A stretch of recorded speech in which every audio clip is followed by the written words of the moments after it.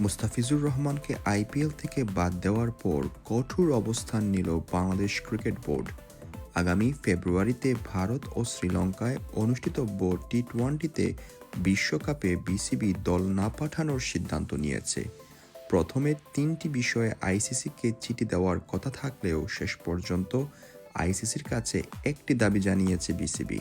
রোববার দুপুরে 17 জন বোর্ড পরিচালক মিলে নতুন সিদ্ধান্ত নিয়েছেন টি-20 বিশ্বকাপ নিয়ে, যেখানে সিদ্ধান্ত হয়েছে ভারতের মাটিতে বিশ্বকাপের কোনো ম্যাচই খেলবে না বাংলাদেশ।